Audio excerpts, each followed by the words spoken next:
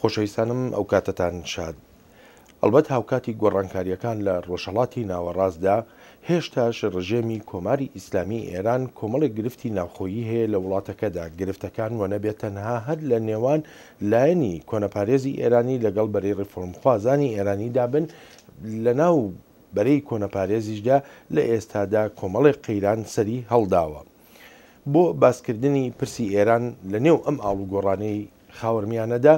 میوانداری بەڕێز خالیدی عەزیزی سکرتێری گشتی حیزبی دیموکراتی کوردستان دەکەین. کاک خالید سوپاسە دەکەم بۆ ئامادەبوونت لە ستۆدیۆی بەشی کوردی دەنگی ئەمریکا. زۆر سپاس بۆ ئێوەش کاک بڵێن.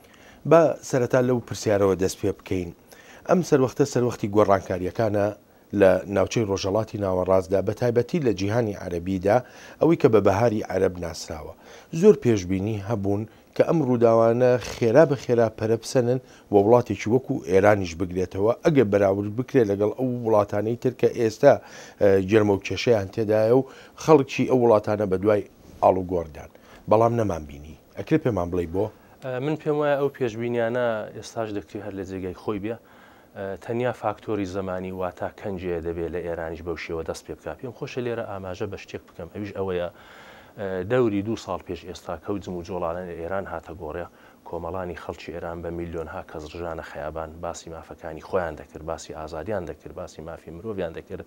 بە شێوەیەک ئەوەی کە ئێستا لە وڵاتانی عەرەب دەستی پێکرد و بە بەهاری عەرەب خۆی ناساند و لە شمالی ئەفریقا هات و تەنانە ڕۆژهەڵاتی نێوەڕاستیشتی گرتوێتەوە. من دەکرێ بڵم بە جۆرێک ئیلهامی وەرگرتووە لە جموجۆڵەکانی ئێران. ئەگەر ئێمە مقایسەی کۆمەلگای ئێران بکەین لەگەڵ کۆمەلگای وڵاتانی عەرەبی، لە زۆر بابەتەوە من خۆشببینم بەو دەلیلە کۆمەلگای ئێران کۆمەلگایکی سیاسی پێشکەوتۆ لە جموجۆڵدایە وا بە ئاسانی لە حکوومەتەکان قبول ناکەن و ئێستاژە و جموجۆڵانەی وڵاتانی عەرەبی و ئەوەی کە لە ڕۆژهەڵاتی نێوەڕاست هەروە بەردەوام چۆتە پێشە دەقیقەن بۆ جارێکی دیکە ئەو ئیلهامە دەدا بە کۆمەڵانی خەڵک لە ئێران کە ئیستبدادەکان و دیکتاتۆرەکان ڕۆژ بە ڕۆژ لە دنیادا لە ژمارەیان کەم دەبێتەوە و تەمەنی حکوومەتی کۆماری ئیسلامیش هەر ڕۆژ بە ڕۆژ کورتتر دەبێتەوە و لە هەمان کاتیشدا ئەو پەیامەش دەدا بە کۆماری ئیسلامی کە وەڵام دەرنیە بە نیسبەت داواکانی سیاسی کۆمەڵایەتی ئابووری مافی مرۆڤ لە ئێران مادامە حکوومەتە وەڵام دەرنیە دەبێ بڕوە. بۆیە دەتوانم بڵم یا دەتوانم وا پێشبینی بکەم کە درەنگ یازوو ئەو شەپۆ لە ئێرانیشدا دەگرێتەوە و حکوومەتی جەمهوری ئیسلامی ناتوانێت لەو شەپۆ لە ڕزگاری بێت. چ شتێک دەبێتە فاکتەر؟ ئۆپۆزیسیۆن لە دەرەوە یا ئۆپۆزیسیۆن لە ناوی ئێران، ئەوەی کە پێ دەگوترێ ئۆپۆزیسیۆنی سەوز؟ لە دەرەجەی یەکەمدا خودی کۆمەڵانی خەڵکن کە فاکتۆرن. جاری وا هەیە لە ماوەیەکی کورتدا کۆمەڵانی خەڵک بۆ خۆیان ئۆپۆزیسیۆن دروست دەکەن. ئەگەر ئێمە مقایسەیە بکەین بینی ئەوەی کە پێی دەکوترێ بەهاری عەرەب لە شمالی ئەفریقا تا مەدیتەرانە، لە ڕاستیەکەیدا لە زۆرێک لە وڵاتانەدا لە پێشدا ئۆپۆزیسیۆنێکی بە بەرنامە و ڕێک و پێک و کە پلاتفۆرمێکی مشەخەسی هەبێ و ببێ بە ئەڵتەرناتیوی دەسەڵاتەکان لە گۆڕێدا نەبوو، بەڵام بە مروری زەمان کە خەڵک هاتوۆتە مەیدان و ئەو ئۆپۆزیسیۆنە کەم و زۆر بە شێوەیەک دروست بووە. لە ئێراندا هەم ئۆپۆزیسیۆنی نێوەخۆ هەیە هەروەکی جەنابەت ئاماژەت پێکرد، هەم ئۆپۆزیسیۆنی دەرەوە هەیە. بەداخەوە لە مقابل کۆماری ئیسلامیدا ئۆپۆزیسیۆنی دەرەوەی وڵات یەکجار بڵاوە و ئۆپۆزیسیۆنی نێوەخۆش جمهوری ئیسلامی مەجالی پێنادا بێتە شەقام. ئەوەی کە ناتوانێت بێتە شەقام و دەنجی خۆی هەڵبگرێ بە معنای ئەوە نییە کە کۆمەڵانی خەڵک لە ویست و داخوازی خۆیان لە دژی کۆماری ئیسلامی هاتوونەتە خوارێ، بەڵام ئەو واقعیەتە دەبێت قبول بکەین یەکێک لەو فاکتۆرانەی کە کۆمەجی بە معنەوەی جمهوری ئیسلامی کردووە. هەرچەند حکوومەتێکە لە نێو کۆمەڵانی خەڵک زۆر ناخۆشەویستە، بەربڵاوی ئۆپۆزیسیۆنە، نەبوونی پلاتفۆرمێکە، نەبوونی ئەیجەندا و دەستوری کارێکە لەلایەن تەنەوعاتی ئێرانەوە بە میلەتەکان و حیزبەکانی سیاسی لە دژی کۆماری ئیسلامی. بەڵام من خۆشببینم کە ڕۆژ بە ڕۆژ مەوزوعی یەکگرتووی ئۆپۆزیسیۆن و دروستبوونی پردێک بینی ئۆپۆزیسیۆنی دەرەوە ژوورەوە پتر لە گۆڕێدایە و باسی لەسەر دەکرێت. گەشتبینی لە ڕوانگەی ئەو کۆبوونەوانەی کە هەم لە ئەوروپا و هەم لە وڵاتە یەکگرتوەکانی ئەمریکاش وەکو حیزبی دیموکراتی کوردستان لەگەڵ لایەنی ئۆپۆزیسیۆنی سەوزی ئێرانیدا کردوتانە؟ گەشتبینم هەر بەو دەلیلی جەنابەت ئاماژەت پێکرد. یەکەم ئێمە ماوەیەک پێشستا لە لەندەن کۆبوونەوەیەک بوو، لەو کۆبوونەوەیدا لایەنە کوردیەکان، لایەنی میلیەتەکانی ئێرانی، لایەنە سیاسیەکانی ئێرانی، کەسایەتەکانی ئێرانی هەموو کۆبوونەوە لە دەوری یەک باسمان لەوە کرد دەبێت ئێران لە داهاتوودا چی لێ بکرێت، چۆن ئیدارە بکرێت، ئەو تەنەوعاتە چۆن دەتوانێت ئاوێنەیەکی واقعی بێ لە کۆمەلگای ئێران و لەسەر ئاساسی ئەوە ئێمە یەکتر قبول بکەین. بە باوەڕی من ئەوە قەدەمێک بوو، قەدەمی زۆری دەبێت چون کۆمەلگای ئێران متەنەوعە، پیچیدەیە، فرە مەسهەبیە، فرە میلیە، فرە حیزبیە و لە ئێرانیشدا کۆمەڵانی خەڵک ئەو مەجال و دەرفەتیان نەبووە تەمرینی دموکراسی بکەن. بۆیە لە زۆر بابەتەوە بڕێک زەحمەتە مقایسەی ئێران بکەین لەگەڵ وڵاتانی دیکە. بۆ وێنە لە وڵاتی میسر، لە وڵاتی تونیس، لە وڵاتانی دیکەی عەرەبی 1 میلیۆن لە مقابل دەسەڵاتدا کێشەی هەیە. لە ئێراندا چەندین میلەتن، چەندین مەسهەبە. پیچیدەجی کۆمەلگای ئێران بۆتە هۆی ئەوەکەوە بەڕاحەتی ئەو کۆمەلگایان نەتوانی لە ئاستی ئۆپۆزیسیۆن و تەنەوعاتەکەدا ڕێکی بخەی. بەڵام من گەشتبینم ئێستا قەدەمەکان دەستی پێکردووە، شتە سەرەتایەکان دەستی پێکردووە، لەمەوە بەدووە پتر بەرەو ئەوە دەچێت کە ئۆپۆزیسیۆنە باشتر لێک حاڵی بێ. بەڵێ پێشتر ئاماژە بۆەوە کرد کە ئۆپۆزیسیۆن بەتابەتی ئۆپۆزیسیۆنی دەرەوەی ئێرانی با کوردەکان جارە بخەینە ئەو لاوە، ینی لە بارێکی پەرش و بڵاویدا دەژی. ئێوە وەکو لایەنێکی کوردی چۆن دەتوانن سەر و سەودا لەگەڵ ئەو پەرش و بڵاوی بکەن، یا چۆن دەتوانن ئەو پەرش و بڵاویە کۆ بکەنەوە کە وەکو خۆشت ئاماژەت پێکرد بتوانن پلتفۆرمێ دروستکەن بۆ ئایندەی ئێران. یەکێک لە گرفتەکانی ئێمە ئەوەیە کە بەداخەوە ئێمە حیزبەکانی کوردی یەکگرتوویەکی ئۆتۆمانی تا ئێستا لانی کەم ئێمە وەک حزبی دموکراتی کوردستان لە هەنگاوی یەکەمدا لە هەولداین لەگەڵ لایەکەی دیکەی دموکرات واتە حزبی دموکراتی کوردستانی ئێران بە تەوافقێک لێک حاڵی بوونێک بگەین و دوایە لەسەر ئەساسی ئەوە بخۆزینەوە بیکەین لە پانتایی حزبەکانی ڕۆژهەڵاتی کوردستاندا جۆرێک لێک نزیک بوونەوە بێ. مادام ئێمە کورد یەکدەنگ و یەکڕەنگ بە یەکگرتوویەکی بە قووەت لە گۆڕەپانی سیاسی ئێراندا نەچینە نێو بازەکان و بۆ بە هەڵوێستێکەوە لە مقابل ڕووداوەکاندا هەڵوێست نەگرین و نەسینە پێشێ، تەبیعەتەن مەجای ئێمە بۆ چۆنێتی تەعامل لەگەڵ ئۆپۆزیسیۆنی ئێرانی چ لە ژوورەوە چ لە دەرەوە و لەگەڵ دەسەڵاتی سیاسی داهاتوی ئێران زۆر زەحمەت دەبێ. بۆیە ئێمە هەوڵ دەدەین کە لە هەنگاوی یەکەمدا لە هەردوو لای دموکرات و لایەنەکانی دیکەی ڕۆژهەڵاتی کوردستان واتە حیزبەکان بتوانین لێک حاڵی بینوتمان هەبێ و بە یەک دەنجی و کۆدەنجێک بکرێ لە گۆڕەپانی سیاسی ئێراندا هەم لەگەڵ ئۆپۆزیسیۆنی نێو خۆی وڵات هەم ئۆپۆزیسیۆنی دەرەوە و تەنانەت لەگەڵ ئەو دەسەڵاتی کە لە سێناریۆ ناڕوونەکانی داهاتوی ئێراندا احتیمالاً بێتە سەرکار تەعامل بکەین و هەڵوێست بگرین. لایەنەکانی تری کوردی لە ئێراندا چەند بەتەنگ ئەو داوایەتانەوە دێن؟ لە ڕاستیدا لە قسەکردندا لە بۆچووندا هەموو لایەک پێی باشە و پێی خۆشە کە ئێمە لێک حاڵی بوونێکمان هەبێ،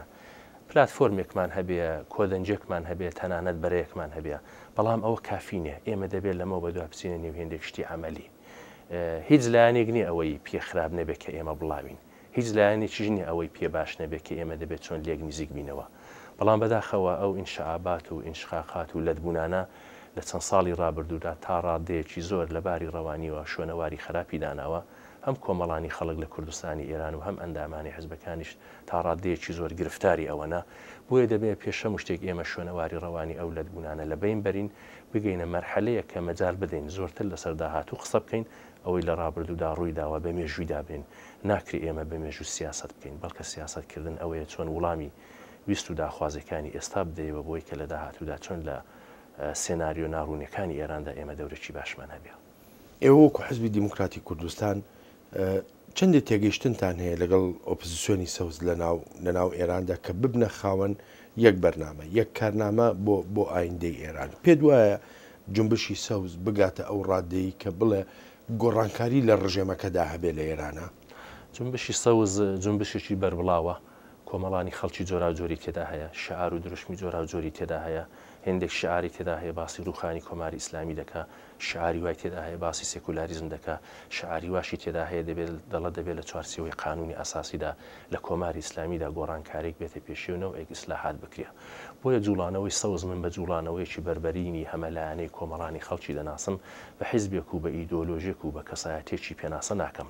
لەژێر ڕووناکایی ئەو واقعیەتەدا ئێمە وەک حیزبی دموکرات هەوڵمانداوە بەرامبەر بەو ڕووداوانە لە نێوە خۆی ئێران و لە تاران بێتەفاوت نەبین، دۆستیان لە نێودا پەیدا بکەین، مەوزوعات و مەسئلەی کوردستانیان لەگەڵ باس بکەین، زۆر بە سەراحەت پێیان بڵێن ئەگەر هەر ئاڵوگۆڕێک لە ئێراندا بێتە پێشیە، ئێوە چ بە ئیسلاحات بەدەسەڵات بگەن و چ بە گۆڕانکاری بەدەسەڵات بگەن و تەنانەت بتان هەوێ قانونی ئەساسی کۆماری ئیسلامی ئیسلاحاتی تێدا پێکبێنن، مادام تەوەجوهات بە مەسئلەی کورد و مەسئلەی مافی مرۆڤ و مەسئلەی ئازادی و دموکراسی و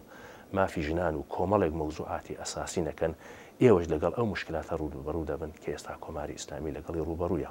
یعنی سیاسەتی ئێمە زۆرتر ئەوە بە مەوزوعاتی خۆمانیان پێ بناسێنین، تەشویقیان بکەین، شتە باشەکانیان تەئید بکەین، شتەکانیان کە لە ڕوانگەی ئێمەوە باشنی ڕەخنیان لێ بگرین، لە هەمان کاتیشدا ئێمە نابێ ئینتزارمان هەبێ کە جوڵانەوەی سەوز بەو تەنەوعات و بەو بەربڵاوێک کە هەیەی دقیقەن وەک ئێمەی کورد بەگشتی یاوەکی حزبی دموکراتی کوردستان فکر دەکاتەوە ئەوە ئێمەی نەدەبێت بچینە نێو ئەو معادلە و ئەو پانتایی سیاسی گەورە زۆرتر دۆست بۆ خۆمان پەیدا بکەین یارگیری بکەین کاری سەرەکی ئێمە وە کورد ئەوەیە لەو کێشانەدا دۆست بۆ خۆمان زیاد بکەین نەک بە شعار و درشمی تند خەڵکێکی زۆر بخەینە بازنەی دژمنانی خۆمانەوە ئێمە ئەو سیاستەمان تحقیب کردوتە ئێستا ئەمەی کە ئێستا جەنابەت ئاماژەوە پێکرد لە کۆبوونەوەکەی کۆتایی مانگی 6دا کە لە بەریتانیا کردان لەگەڵ لایەنەکاندا لایەنە ئێرانیەکان چ جۆرە تێگەیشتنیشیان هەبوو دەشمەوێت ئەوە بزانم ئۆپۆزیسیۆنی سەوز بەشدار بوون لەو کۆبوونەوەیە یاننا دەکرێت بڵم بە شێوەی پەراکەندە خەڵک لێوە بوو کە خۆیان بە نوێنەراتی ئۆپۆزیسیۆنی سەوز دەزانی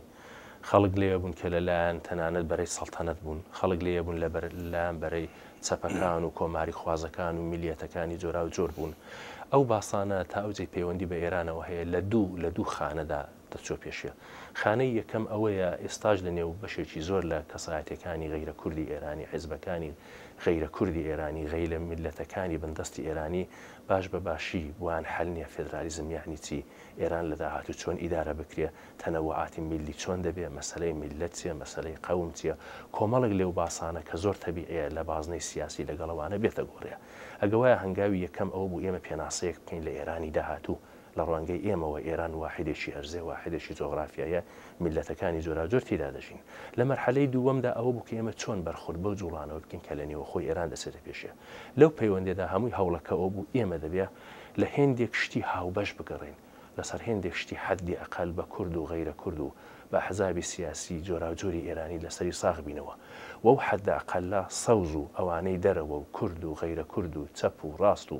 مەسهەبی و غەیرە مەسهەبی و کۆمونیست و لیبرال هەمووان لێ کۆکاکەتەوە لە ڕاستیدا ئێمە وەک حزبی دموکرات زۆرتر لەو چوارچێوەدا هەوڵمانداوە ئەو قەنەعەتە لە نێو ئۆپۆزیسیۆنی ئێرانیدا جێ بخەین مادام ئاوا فکر نەکەینەوە ناتوانین ببین بە بەدیل و ئەڵتەرناتیو بەڕای جەناب ئەو ڕووداوانی کە لە عێراق ڕوویاندا ئەگەری هەیە لە ئێرانیشان ڕوو بداتەوە بەر لە ڕووخانی ڕژێمەکەی سەدام حوسێن هەموو لایەنەکانی عێراقی کۆک بوون لەسەر پێکهێنانی وڵاتێک لەسەر بنچینەی دیموکراسی مافەکانی مرۆڤ کۆمەلگای سیڤیل بەڵام ئەوەی ئێستا دەبینرێ ینی مەسەلەکە بەو شێوەیە نییە وەکو پەیمانی لێ دەدرا متمانە چییە بۆ ئێران لە چ بابەتێکەوە لەوەی کە وڵاتێک بێ جیاواز لەم سیستمێکی ئێستا هەیە ئەگەر باش لە پرسیارەکەی جەنابەت گەیشتە بم فەرقی ئێران و عێراق بۆ خۆی یەجگار زۆرە یەکەم ئێران هەروەکی پێشوو ئاماژەم پێکرد وڵاتێکی زۆر متەنەوە ئەو پیچیدەیە تەنیا متمانە بۆ ئەوەیە کە ئێمە ئێستا لە سەرەتاوە ئەو واقعیەتە لە کۆمەلگای ئێران جێ بخەین هەموو لایەنەکان بە کورد و غەیرە کورد و بە حیزبە سیاسیەکان ئیحتراف بەوە بکەن مادام قسە لە ئێرانە لە دروستکردنەوەی ئێران وەک واحدێکی ئەرزی ئەو تەنەوعاتی تێدا هەیە و بەشێکی دەبێت لەسەر تەوافقات بە ئێمە تەوافقاتمان هەبێ پێشەوەی کە بگەینە مەرحەلەی مەجلیسی مؤسسانی یان نووسینی قانونی ئەساسی ئەنی گومانی من لەوەدانیە ئەگە مادام هێندێک تەوافقات نەبێ کێشە و حەلی قانونی ئەو مەوزوعاتی مەربوط بە چۆنێتی ئیدارەی داهاتوو ئێران لەگەڵ کۆمەڵێک ئاستەنجی جددی ڕوبەڕوو دەبێتەوە هۆیەکەی ئەوەیە ئێران تەجروبەی دیموکراسی نییە ئێران هەروەکی ئاماژەم پێکرد پیچیدەیە ئێران کۆمەڵێک مەسایلی هەڵاوەسرایی ماوە حەل نەبووە هەمووی ئەوانە بەسەر شانی ئەو ئۆپۆزیسیۆنەیە ئەو خەڵکە کە کاری سیاسی دەکەن و بەرنامەیان بۆ داهاتوی سیاسی ئێراندا هەیە دەکەوێتەوە لە دەمی ئەگەری هەر ڕووداوێکە لە ناو کۆماری ئیسلامی ئێراندا پێ دوایە ئەو هەماهەنگیە دروست بێ کە بتوانرێ ئەنجومەنێکی کاتی وەکوی کە ئێستا لە لیبیا هەیە بۆ نمونە پێک بهێنرێ لە نێوان ئۆپۆزیسیۆنی ناو و دەرەوە ئەو ئەنجومەنە کاتێک کە ئێستا لە لیبی پێکات و کاتی خۆی لە تەجروبەی ئەفغانستان بە نێوی لوی جەرگە هاتە گۆڕێ و لە تەجروبەی عێراق لە سەلاحەدین و واشنگتۆن و لەندەن ڕادستی پێکرد بەداخەوە لە مەوردی ئێراندا لە گۆڕێدانی هۆیەکەی ئەوەیە هەم لە مەوردی لیبیا و هەم لە مەوردی ئەفغانستان و هەم لە مەوردی عێراقدا کۆمەلگای نێودەوڵەتی چۆتە نێوچێشەکە وەختی کۆمەلگای نێودەوڵەتی هاتە نێوچێشەکە تەبیعەتەن لە مقابل دەسەڵاتی ئیستبداد و دیکتاتۆردا کۆمەلگای نێودەوڵەتی لە ئەڵتەرناتیو دەگەڕێ مادام لە ئەڵتەرناتیو دەگەڕێ ئەو وەختی بە خوێندنەوەیەک لە واقعیاتی کۆمەلگای ئێران مەجبورن ڕوو لە کورد و میلەتەکانی دیکە و ئەحزابی سیاسی بکەن وردە ڕێگا بەرەو ئەوە خۆش بکەن کە ئەو بۆ چوونە جێبکەوێ و شتێکی ئاوا دروست بێ بەڵام جیاوازی کۆمەلگای ئێران لەگەڵ لیبی و لەگەڵ عێراق و لەگەڵ ئەفغانستان لەوەدایە لە نێوە خۆی ئێران جموجۆڵێک بە نێوی جموجۆڵی مەدەنی لە گۆڕێدا هەیە مؤسساتی مەدەنی هەرچەند حکوومەتی جمهوری ئیسلامی بە شێوازی جۆرا و جۆر لە بینیان دەدبا و مەجای فعالیتیان ناداتێ و بەرتەسچیان دەکاتەوە هەر لە گۆڕێدا هەیە. کۆمەلگای ئێران ڕەنگە بە شێوەی لیبیا، ئەفغانستان یا عێراق ئێستا ئیستعدادی وەی نەبوو بێ. هۆیەکەشی ئەوەیە ئێران ئێستا ئەکتیو نەکەوتوتە نێو دەستوری کاری کۆمەلگای نێودەوڵەتی کە و ڕژیمە دەبێت بگۆڕدرێ و بڕوە. مادام ئەوە لە گۆڕێدانە دیسانەوە هەر دەبێتەوە کاری ئۆپۆزیسیۆن لە نێوەخۆ و لە دەرەوە بۆ خۆی بە پلتفۆرمێک بە میکانیزمێک بگا چۆن لە دەوری یەک کۆبێتەوە و کاتێک لە دەوری خۆی لە دەوری یەک کۆبەوە یەکەم ئەو پەیامە بدا بە کۆمەڵانی خەڵکی ئێران ئەوە ئێمەین ئەڵتەرناتیوی جمهوری ئیسلامی، دووهەم بەرنامە و پرۆگرامی خۆی بێنێتە گۆڕێ و سێهەم بە کۆمەلگای نێودەوڵەتیش بڵە کە حکوومەتی کۆماری ئیسلامی جێگای متمانە نییە لە سێناریۆی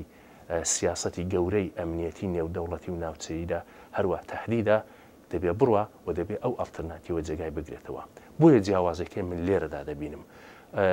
بەو دەلیلە زۆرتر کاری ئۆپۆزیسیۆنە بە هەموو تەنەوەعاتی ئێرانی دەبێت خۆی خڕکاتەوە هەوڵ بدا هەروەکی پێشوو ئاماژەم پێکرد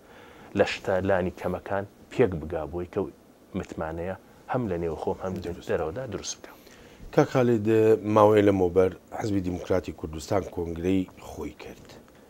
جیاوازی ئەم کۆنگرێ لەگەڵ کۆنگرەکانی پێشوودا چی بوو؟ چ شتێکی وە هاتە ئاراوە کە بڵێم دەتوانین بە شێوەیە تەماشای بکەین جۆرە بەرنامە ڕێژیەکی نوێ لە حزبی دیموکراتی کوردستانە؟ لە سەرتاوە دەبێ بڵم کە بە تەبیعەتی پێرۆ پرۆگرامی حزبی دموکراتی ئێمە کۆنگرەی 15 مانگیرەوە بەلانی دموکراسی و ئێمە هەوڵمانداوە کە مافی ئەندامان بپارێزین و لە ئیدامی کۆنگرەکانی پێشوو کۆنگرەیە بگیرە. دووهەم لە سەردەمی ئێستادا کە ڕۆژهەڵاتی نێوەڕاست و شماری ئەفریقا و وڵاتانی عەرەبی کە لە جمجۆڵێکی زۆردانا و ڕۆژ بە ڕۆژ هەروەکی ئاماژەم پێکرد خەڵک زۆرتر دێتە مەیدان و حکوومەتی وڵام دەریان دەبێت ئەوەش پەیامێک بوو بۆ ئێمە وەک حزبی دموکرات کە دەبێ خوێنەوەیەکمان هەبێەوە لەژێر ڕووناکایی ئەو خوێنەوەیدا زۆرتر خۆ ئامادە بکەین بۆ ئەگەرەکانی داهاتووی ئێراندا. بۆیە دەکرێت بڵم کە بەحسێکی زۆرمان ئێمە لەسەر داهاتووی ئێران کرد لەسەر ناوچەکە کرد. نەتیجەگیری بەحسەکانی ئێمە لە سیاسەتی گەورەی مەربوط بە ئێران و ناوچەکە ئەوە بوو هەر ئاڵوگۆڕێک لە داهاتووی ئێراندا بێتە پێشێ چ بە سوڵح بێ چ بە خۆ پێشاندان بێت چ ئینقلاب بکرێ چ سێناریۆیەک بێتە پێشێ و شەڕێک بەسەر ئێراندا تەحمیل بکرێ یا چ بە شێوەی ئارامدا بچێتە پێشێ و ئەوەی کە پیان دەڵێن ئیسلاح تەڵەبی ئەوان ڕوخسارێککە لە کۆماری ئیسلامی دروست بکەن کورد دەبێ بە یەک واقعیت بگە ئەویش ئەوەیە ئەگەر بە وەزنێکی قرس و بە دەنجێکی سنجین و بە هەڵوێستێکی واحد نەچێتە نێو ئەو جم و جۆڵ و ئەو سێناریۆ ناڕوونانە زۆر زەرەر دەکا. بە باوەڕی منەوە خوێندنەوەیکی باش بوو کە کۆنگرەی ئێمە لە وەزعەکەی کرد لێکدانەوەکی ئەوە بکە و ئاڵوگۆڕانە زەمانێک دەتوانێت بە نەفع ئێمە تەواو بێ کە ئێمە وەک کورد یەکگرتوو بین دەنا ڕەنگە و ئاڵوگۆڕانە بێن و بڕۆن و ئێرانیش بگرێتەوە ئێرانیش بگۆڕدرێ بەڵام مادام کورد بۆ خۆی بەرنامەی نەبێ و یەکگرتوو نەبێ تەنانەت تێشیدا زەرەر بکە. لەسەر ئەساسی ئەو بۆچوونە هەنگاوی یەکەمی بۆچوونەکانی ئێمە ئەوەی تەشویقێت کە ئێمە دەبێت کار بکەین بۆ یەکگرتووی بینی حزبە سیاسەکان و دووهەم کار بکەین بۆ لێک نزیک بوونەوەی هەردوو لای حزبی دموکرات. دەکرێت بڵم ئەوە یەکێک لە باسەکانی جددی ئێمە بوو کە ئێمە چۆن قورسایی خۆمان بخینە سەر ئەو بەشە. وەکو کۆنگرە هیچ بڕیارێکتاندا لەسەر مەسەلەی یەکگرتنەوە لەگەڵ باڵەکەی تری دیموکراتە؟ ئێمە هەر لە کۆنگرەی پێشوو تا کۆنگرەی چاردا گوتومانە ئێمە ئامادەین کە هەموو کێشە و گرفتێک کە ڕیشەی لە ڕابردوودا هەیە لە ڕێگای دانیشتن و گفتوگو لەگەڵێک چارەسەری بکەین و ئێستاش ئامادەینە لەگەڵ لایەکەی دموکرات لەسەر هەمووی ئەو مۆزوعاتە بەیەکەوە مزاکرە و گفتوگومان هەبێ. ئێمە مشکلاتێکمان هەبوو بەداخەوە لە تەمەنی حزبی دموکراتدا هەر لە پێش ئینقلابی ئێراندا بە حکومیەکی حزبی دموکرات زۆر تابعی کۆنگرە و کۆنفرانس و هێندێک میکانیزمی دموکراسی و ئازادی نێوخۆی هەبووە ئینشعابات و ئینشقاقات و لەدبوونی زۆر تێدا بووە. ئێمە دەبێت یەکەم قبول بکەین حزبی دموکراتی ئێمە کە حزبی هاوبەشی هەردوو گلامان بووە لە ڕابردوودا حزبێک بووە بێ مشکلە نەبووە و حزبێک بۆ ئەو ئینشعابە یەکەم جاریش نەبوو تێدا ڕووداوە. دەبێت هەردوو گلامان شەهامەتمان هەبێت لەگەڵێک دابنیشین خوێندنەوەیەکی مشکلاتی ڕابردووی حزبی دموکرات بکەین و لەژێر ڕووناکایی ئەو خوێندنەوە بەرنمەیەک دابنین کە لە داهاتوودا ئەو حیزبە چۆن بخەینەوە سەرێک. دوو لە لەدبوونی حزبی دموکراتدا کۆمەڵانی خەڵک ئەندامانی حزبی دموکراتی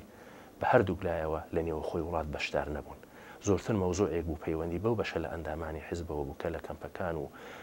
شوێنەکانی ڕێبەری حزب لە باشووری کوردستان و لە دەرەوەی وڵاتواتە ئەوروپا و ئەمریکا و ئوسترالیاوە دەژین.